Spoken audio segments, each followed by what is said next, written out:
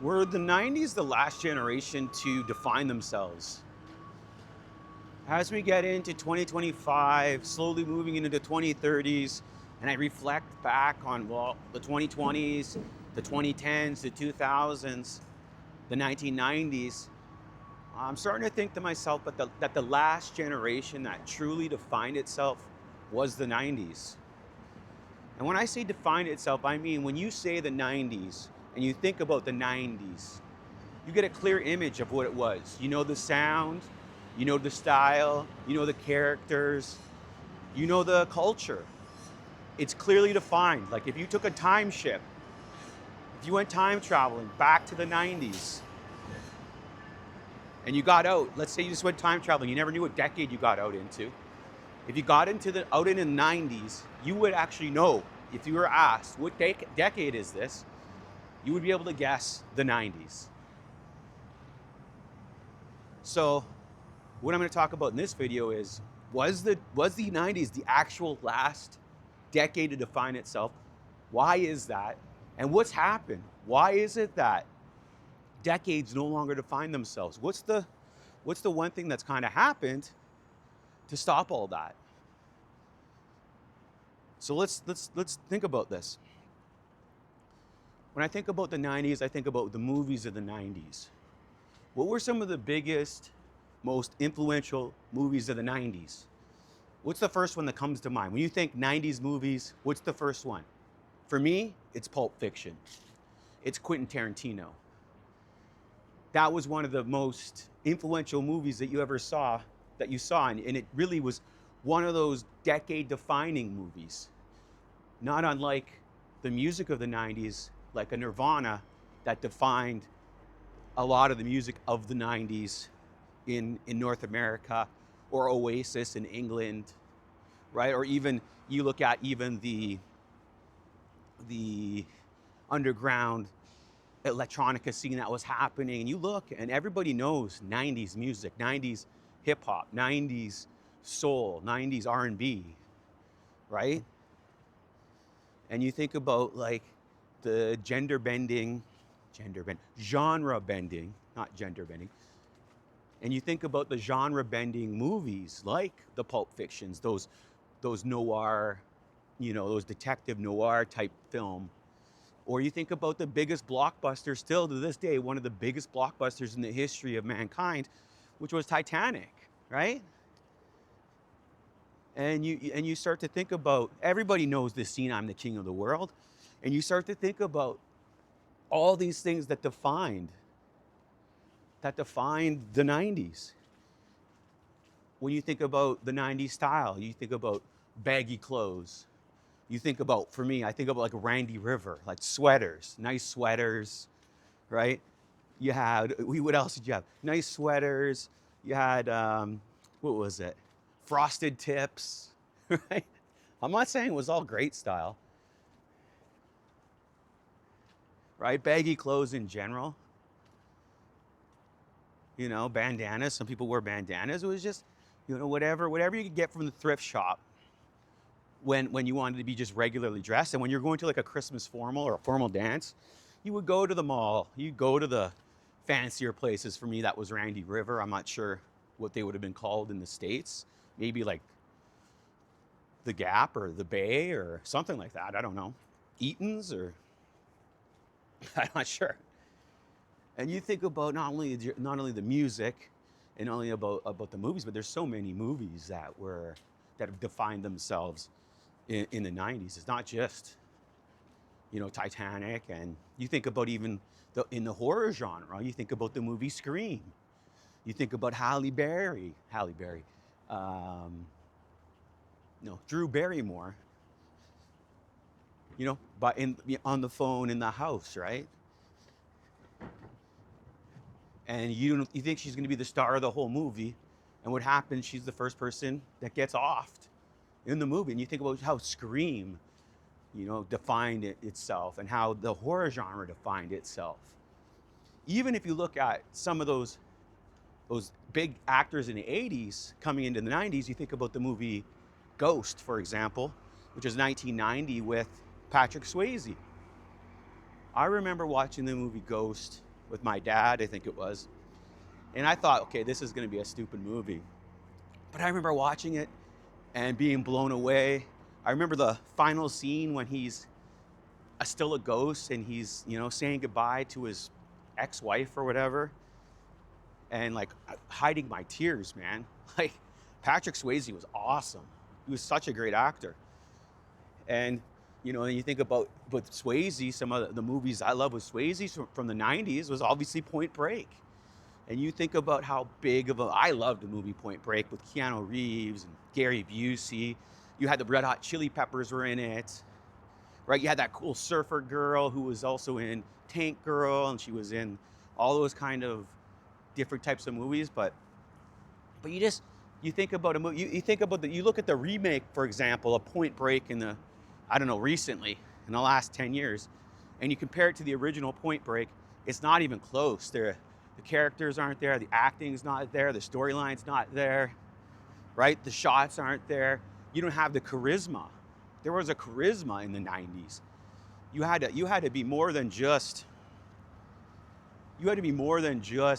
good looking to be in the movies in the 90s.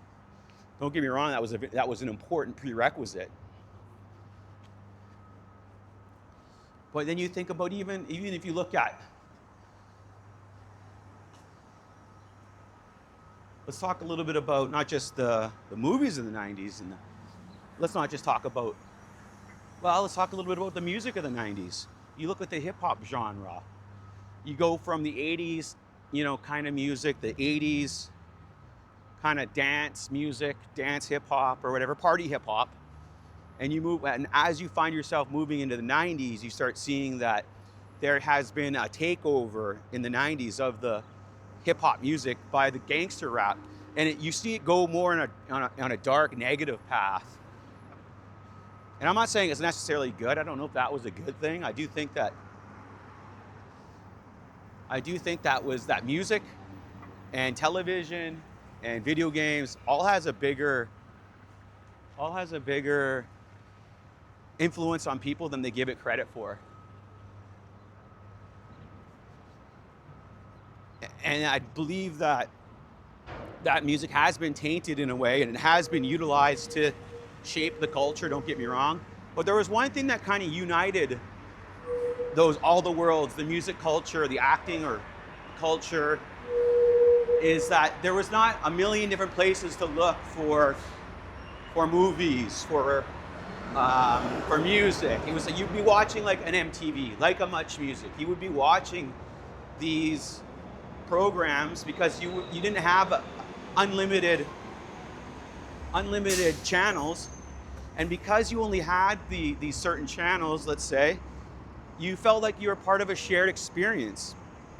Like a person could talk about music that's from Saskatchewan or from Canada to anybody that was listening to music in America or in England. You would be able to have a common source of knowledge, right? Because you would get it from a similar place. So sometimes the lack of options isn't necessarily a bad thing when it comes to shared culture, shared community, right? Because now the genres of music and acting and what's cool on YouTube and what's cool on social media, now it changes so fast. That people don't even have time to understand the culture anymore, to understand what it was all about. Because our attention spans were a little longer in the 90s, you could have music and different things, music and even trends or whatever would last a lot longer than 5 minutes because it wasn't instantly changing because of everybody being connected around the world nowadays. Everybody's so influenced all the time, and what's cool all the time changes so quickly that it's almost like nothing's cool anymore, right? It's almost like it's got to a place where everything's cool for a minute, but just as fast as it's cool, it's uncool, right? And even people using the word cool, people might consider that to be like exclusive. I'm too exclusive using the word cool, And you think about even the sports stars and how the sports stars defined themselves in the 90s. You look at the Michael Jordans, the Wayne Gretzkys, you look at the Reggie Millers. They were all different individuals. You know what I mean? They were unique individuals. Jordan was his own thing, right? He was a superstar, but not just Jordan, but like Reggie Miller and the Indiana Pacers. You know, people, you had teams that you could cheer for that each had defined superstars, and they had traits that you really looked up to, and they stood out and they were themselves. And I think that's a big part of why these generations, you look at a Bo Jackson, right? You look at all these types of superstars that were out there. Even you look at a Deion Sanders, they all define themselves through their individuality, right? You look at, who was a big footballer in England in the 90s? Was Totti the king? Was Totti a big one? The King of Rome, Totti, right? These people, when you say Totti, you think King of Rome, right? And these people defined themselves. They defined not only themselves, but they defined the decade. And they embraced it. And you just see that when you think about the 90s, it's very clear in your mind, right? Even when you think about the children movies, one really big movie from the 90s for kids was called The Sandlot. Everybody knows the Big Lebowski, and right, point is shot, the Big Lebowski, right? This was in the 90s at its finest, right? With the Beast, the big scary dog. They ate all their baseballs, and how they imagined it as this indestructible monster, and how they captured the mind and the imagination of childhood, and how they were able to intermingle that with sport, with the love of baseball that you have in Canada and in America. And you just look at so many of these, of how it defined itself was clear. Even when you think about, 90s politics, you know exactly what the 90s is when you just have to say one thing. Monica Lewinsky or cigar, Clinton, right? You start to think about these things, and just so quick, just like bam, I know what decade you're talking about, right? And obviously you have the Backstreet Boys, and you have the Hair, but you also have the birth of Britney Spears, who was one of the most influential people in the world. You have the birth of Beyonce, who's one of the most influential people in the world, and they are themselves, right? Beyonce, Beyonce when you see Beyonce. Now you look at the superstars these days, and they just don't seem to define themselves anymore, which is unfortunate. And I do think it's because of this. And also, I think one of the big things about the mystique of the 90s was you had, even when you look at the internet, you had dial-up internet. We didn't have, the great thing about the internet back in those days with the dial-up internet, it took up the phone line, so you couldn't be on the internet all day and all night because you would get yelled at by your parents, or your brother or sister would want to get onto the internet. You couldn't do that. And as a result of that, you couldn't live on the internet. The internet was a place that we used to go to visit in the 90s. Now, in 2025, it's a place we live. It's a place where people live, where their lives are all on the internet. And it's no longer a place we visit. Now it follows you everywhere you go. We never had that. We never had the portable internet in the pocket, the unstoppable, like gaming, or the distracting device in our pocket that comes with us everywhere. That wasn't there yet. And I do look at, we all laugh at the sound of the dial-up internet. Everybody knows the sound that's from that decade. We all laugh at it, but honestly, I think it's way better having the dial-up than it is having Wi-Fi and having the internet in your pocket everywhere you go, distracting you, this distraction machine. So our attention hadn't been completely stolen yet, right?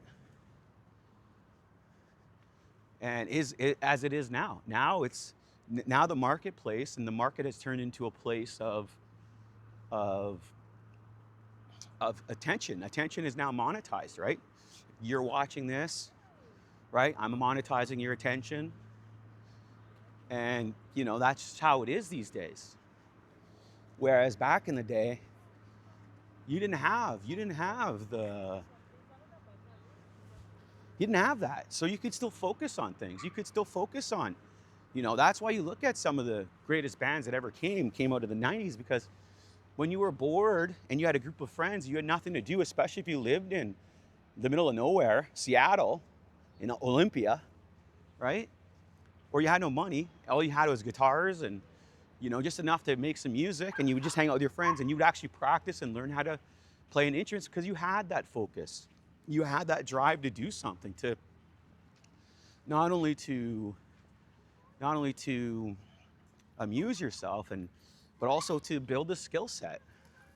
You had the attention span to build a skill set. And as a result of that, you look at the great directors like the Quentin Tarantinos, you look at the great musicians like a Nirvana, and they'll tell you, all I did was practice. All I did was sit in the garage with my bandmates, and all we did was practice, practice, practice. When I was home alone, all I did was practice, practice, practice. And people don't even understand the concept of just practice, practice, practice, unless it's in the terms of a video game, which is a very minute thing that you can learn. And then you look at a person like a Quentin Tarantino, who would watch movies all day and all night and he would learn and learn and learn about how to tell a story, about how to tell a story in a different way. How do you make it interesting? How do you write good dialogue, interesting dialogue? How do you define characters, right? How do you get a certain look, right? You think all of his ideas were completely original? They weren't. He got inspired from lots of different movies. And he took all of that information as he was working at a video store. If you remember the 90s, it's another thing, the video store. He wasn't working at a Blockbuster, but he was working at a video store. And learned his craft, wrote his script. And then when he had his script, he had integrity. People wanted Reservoir Dogs. His original movie, Reservoir Dogs, which was the first movie he made, the first script he got bought was a great, great 90s movie called True Romance, which was directed by, I believe, Oliver Stone. Oliver Stone directed his other script, Natural Born Killers, was also written by Quentin Tarantino, right? And you think about how influential that was, but you look at the Reservoir Dogs, how hot that script was when he was coming up. Everybody wanted to play John Travolta's role, but he was like, no, Travolta's got it. And he was willing to, this is where it comes to integrity, and I've talked about integrity recently, where he was willing to make a low budget movie of that movie rather than have somebody tell him rewrite the script. He wouldn't change anything in the movie. He wouldn't rewrite the script. He would not compromise himself. He would not. People had integrity. And as a result of that, he was able to make the movies that he wanted to make without being edited by people. And because of that, now he's one of the most powerful directors, even now to this day, in all of Hollywood, because he has that integrity, because people know that he's got the cojones to be himself. He's got the cojones to define himself. And yeah, I would say that one of the bright spots that's still this day that's happening is the Quentin Tarantino. Even when you watch a movie like Once Upon a Time in Hollywood, I love that movie. And just how he can take actors and take them to the next level, right? And you just look, but it's just one of those things where you hear, now you got the classic rock of the 90s. This is K-Billy sounds of the 70s. And now you got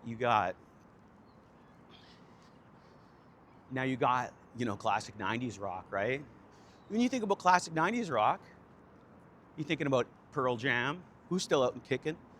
You're thinking about Alice in Chains, Nirvana. Even you're thinking about Bush. In Canada, they were called Bush X, right? Blur, Oasis. These are if they came from the 90s, man, right? Then you look at the late 90s even, Limp Bizkit. And guess what was another huge, massive influential movie that came out in 1999. Probably to this day, one of the biggest movies, most influential movies ever made. Yes, starring Keanu Reeves, The Matrix. Now, The Matrix has become a verb, right? Now everybody's like looking back on watching The Matrix. They're like, man, when I was watching The Matrix, I didn't realize it was a documentary, right? That's what people are thinking now, because you're starting to realize that when you look around at the world around you and how it's constructed, and now you're looking at how of the advention of AI, and you're looking at how big the internet has grown, it's not unbelievable to start thinking about, are the machines gonna feed on humans as batteries? I mean, I think that's far-fetched, but I don't know. Instead of batteries, is our attention batteries, right? Because think about our life. Imagine your life with no machines, with no internet, with no, right? Where you couldn't use your phone to get you somewhere. No GPS, right? That was the other, the pre-digital age is when you went somewhere, you went to another city, you went to another country, you traveled, you didn't have anything to help you get where you're going, point A to point B. Like when I drove this is 2001 though, but it was still pretty similar in 2001. When I drove from Saskatchewan to Ontario, we only had maps, you know what I mean? So you think about how different it was, and how you had to have so many skills while you were living your life. And you had to build so many skills because you didn't have this ubiquitous, this insidious device sitting in your pocket, just waiting to distract you with nonsense, ready to break your thought pattern, right? And you just think, I think the reason why the 90s was the last decade to truly define itself was because people still had attention spans. They still had 15 minutes of attention, right? Or as Andy Warhol said, 15 minutes of fame, but you need attention to create fame. Now it's come down to, 10, 30 seconds of fame, where people no longer even care about having an actual skill set or talent to be famous. Back in the day, fame was a side effect of talent. Nowadays, fame is, football in the groin, right? The Simpsons predicted this perfectly in the 90s, when football in the groin with Hans Moleman getting a football in the groin when football in the groin won an equivalent of an Oscar for football in the groin, and our whole society's entertainment has become football in the groin. And you look at what was the beginning of? And this is probably maybe where we started to go downhill, was with like Jackass, right? The birth of Jackass in the 90s, where people were just doing stupid stunts, hurting themselves, right? Getting in shopping carts, and still was fun. At least it was original. And honestly, that was basically the birth of YouTube, those short videos and those short skits. But now everything's become short skits, short videos. People don't have time to watch videos like mine, and that's fine, I get it. People are busy. But I like to unpack something. I like to have a conversation, right?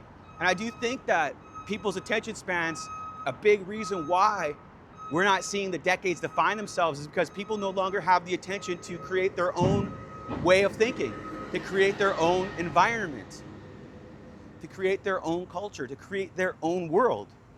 Individualism has been trumped. Social media has stolen individualism. You will hear me say this over and over again. Social media is nothing but conformity.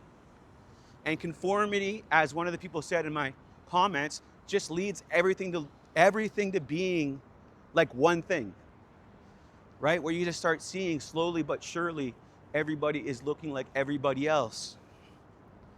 And when you get a whole bunch of, if you have one person in the room designing something, one person that studied design or has had a passion for design and has put their time and effort into designing a chair, for example, that individual designing that chair versus a group of people who are democratically trying to design a chair themselves, what chair do you think is actually going to turn out with more beauty, with more style, with more individuality, with more pizzazz, with more je ne sais quoi.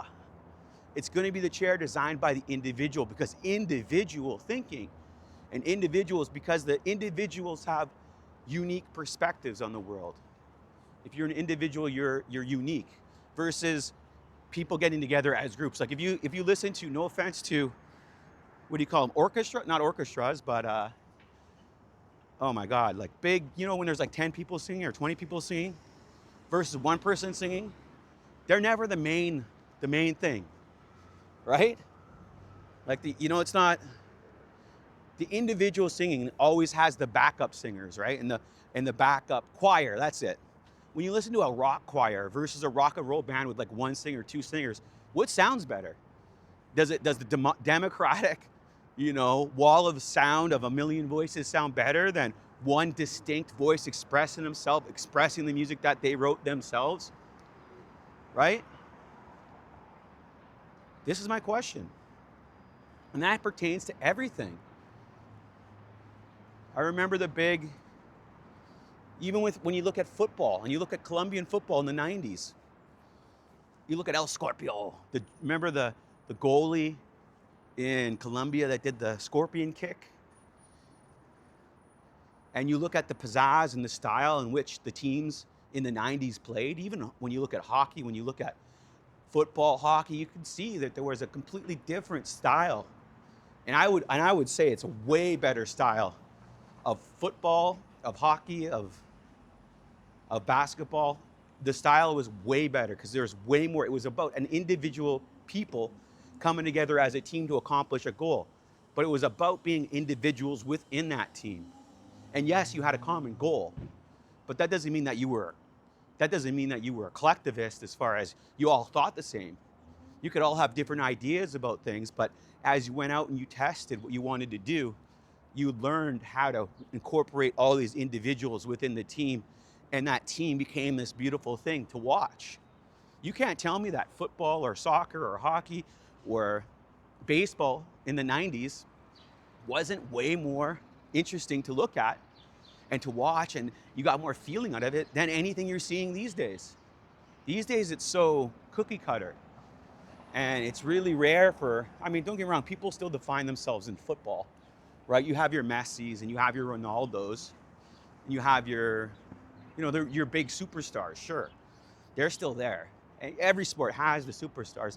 I'm just saying the superstars are a little bit different, and I don't think they have as much of that pizzazz. I think they're much more locked down. But even when you look at the mystique element of the musicians, of the sports stars, of the celebrities, is they never had social media, so you could never like reach out and like comment and talk to them. It was like they were far away in another world, right? And nowadays everybody's so much closer to things. And I think social media has ruined the mystique. It's ruined wrestling, right? It's ruined the mystique of the artist. That's why a lot of these artists that passed away young, like a Kurt Cobain in the 90s, or like a Jimi Hendrix, or like Jim Morrison, was because nobody ever really saw who they truly were. And once you start seeing who people truly are, I guess that image, that idolized image in your head kind of goes away, and you realize, oh wait, everybody's just kind of human. So maybe that's a good thing. I don't know.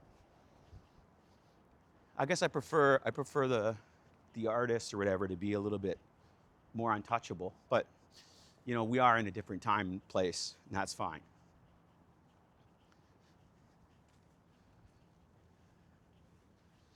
But yeah, I don't know. What do you think? What do you think some of the reasons why the 90s is the last, or maybe I'm wrong. Do you agree? Do you think the 90s is the last generation to define itself? Or do you think that maybe the 2000s defined themselves?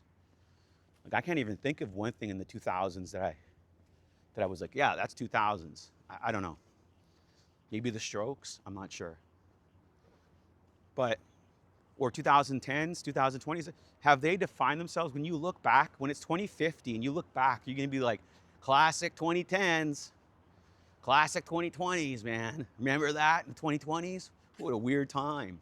Maybe AI will be like a gimmick from the 90s. I don't know. But you let me know.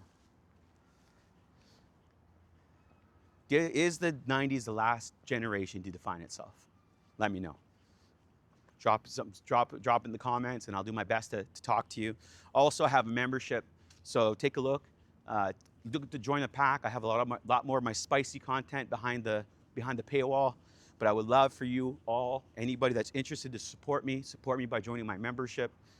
It's very easy. It's like $4 a month or $4.49 a month. Nothing crazy. So I would appreciate it, as I'm trying to make a living off of this these days. That's it. I'm Matt Ross. I'm the Known Wolf.